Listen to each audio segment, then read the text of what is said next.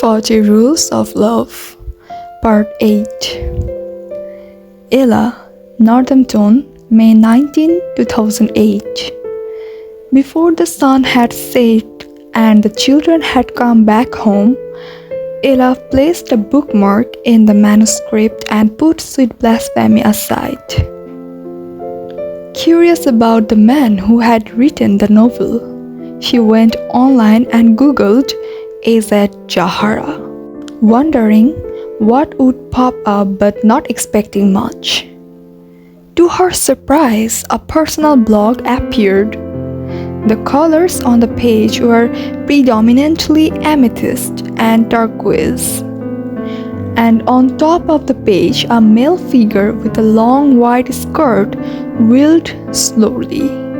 Having never seen a whirling dervish before, Ella took a careful look at the picture.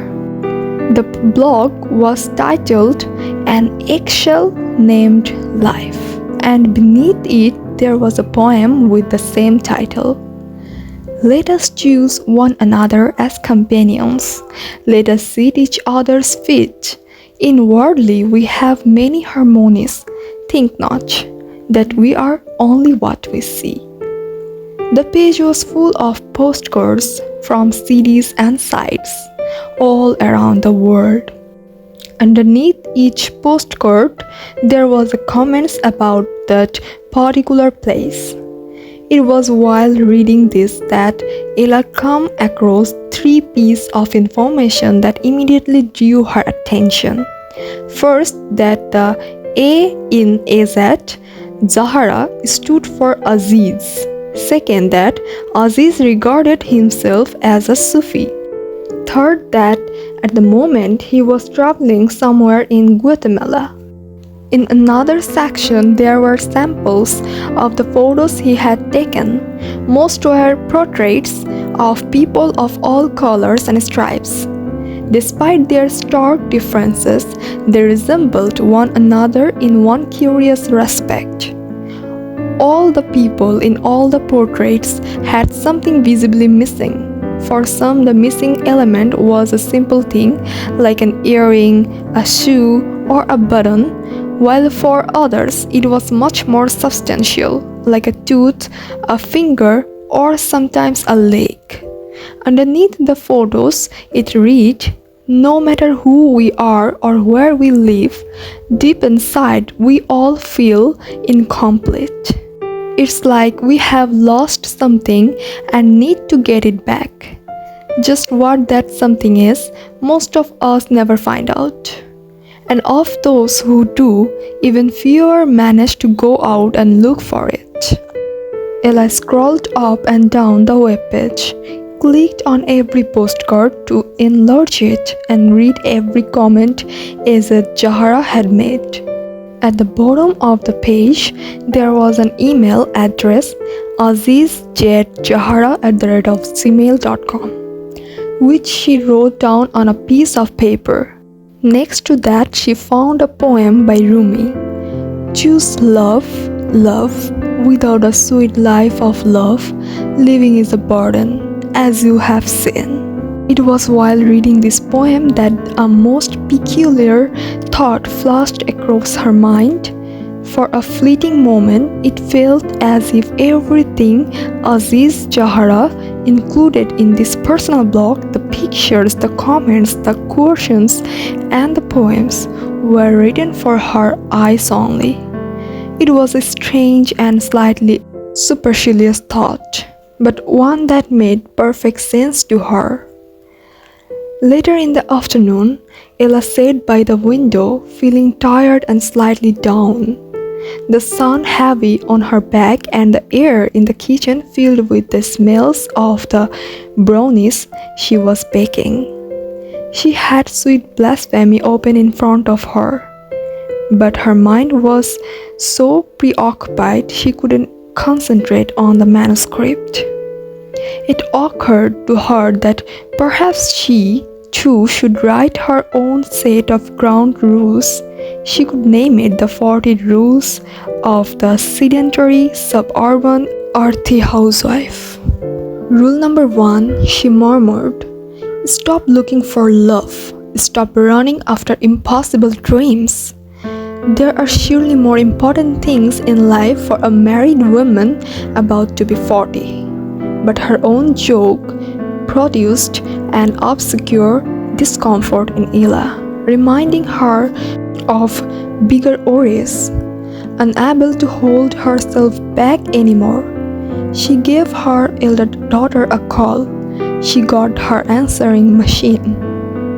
Jeanette, dear, I know it was wrong of me to call Scott, but my intentions weren't bad. I just wanted to make sure. She paused, deeply regretting not planning this message in advance. She could hear the soft rustle of answering machine recording in the background. It made her nervous to think that the tape was rolling and time was running short. Jeanette, I'm sorry for the things I do. I know I shouldn't complain when I am so blessed, but it's just that I'm so unhappy. Click. The answering machine came to stop. Ella's heart constricted with the shock of what she had just said. What had come over her? She hadn't known she was unhappy. Was it possible to be depressed and not know it? Oddly enough, she didn't feel unhappy about confessing her unhappiness. She hadn't been feeling much of anything lately. Her gaze slid to the piece of paper on which she had written Aziz Jet Jahara's email address. The address looked simple, unpretentious, and somehow inviting. Without giving it much thought, she went to her computer and started composing an email. Dear Aziz Jet Jahara, my name is Ella. I am reading your novel Sweet Blasphemy in my capacity as a reader for the literary agency. I have only just begun and I am enjoying it immensely. This, however, is my personal opinion and is not reflective of the views of my boss. Whether I like your novel or not, I have barely any influence on the final decision as to whether we will take you on as a client. It seems like you believe that love is the essence of life and that nothing else matters. It's not my intention to get into a fruitless debate with you on this matter. Suffice it to say that I do not completely agree. But this is not why I am writing to you. I am writing because the timing of my reading Sweet Blasphemy couldn't have been more bizarre. Currently, I am trying to persuade my elder daughter not to marry so young. The day before, I asked her boyfriend to call off their marriage plans. Now, my daughter hates me and refuses to talk to me. I have a feeling you two would get along well, as you seem to have very similar views on love.